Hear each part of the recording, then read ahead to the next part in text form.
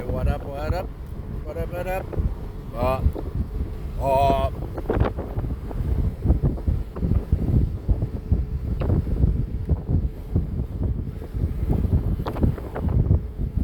I just got a alert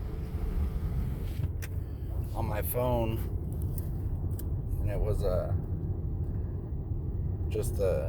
it just said, "Oh, we do not condone violence or crimes, or we do not stand for that, and that's not what America is," and something like that.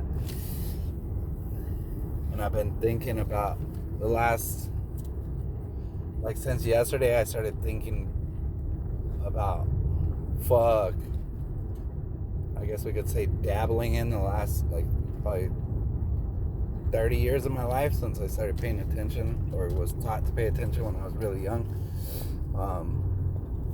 But specifically this last 4 years, from basically like day one, not just even day one, just before Trump became president, when he announced he was gonna run for president, and then they started clowning him, acting like he was stupid or something. And then they talk about, and they accuse President Trump of inciting violence. And this has nothing to do with whether or not I'm a Trump supporter, because the only reason I started supporting Trump, when in the beginning I didn't like that dude, but then when I seen what he was doing for people, we won't even say, we'll just keep it at for people, for kids, what he was doing for kids, is why I started paying attention a little bit. And then, but let's go back to before that. When I started noticing the media attacks and just how they were treating that dude, I was like, damn. I hated that he was on Twitter. I didn't like that we had a president on Twitter. And then after a while, I started understanding the shit talking that he was doing. And to me, I took it as he was doing something in the back and not even talking about it, like doing this good shit in the back and not talking about it. And then he was just fucking with people, but bringing light to shit, which we all know exists, regardless of what side of the fence you're on. Everybody knows there's some fucked up shit, and everybody right now wants to blame Trump because of every second of every fucking news coverage since he became president was about Donald Trump, and it was negative about Donald Trump, and it was saying all this horrible shit about him.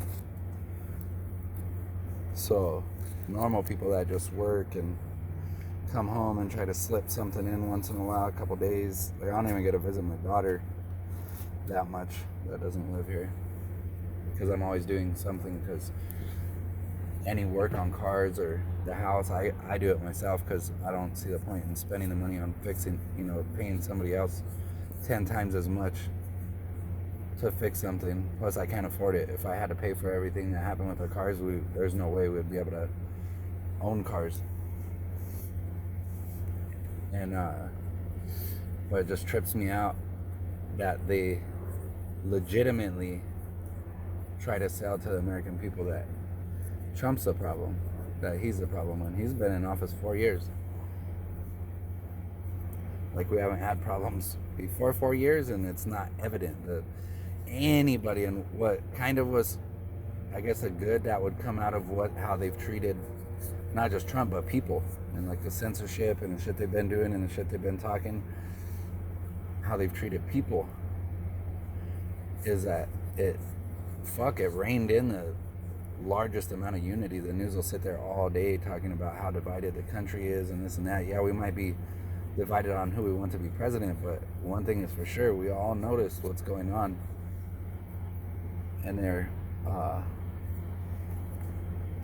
the message also said something about it's our jobs as Americans to calm our fellow Americans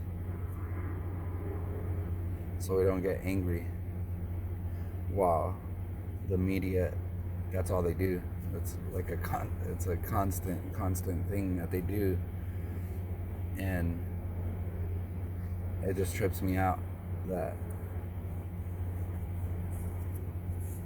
like accountability is not there. Like somebody can't just come out and be like, oh, I fucked up and my bad and we're not gonna do it no more and this is what I did and I apologize.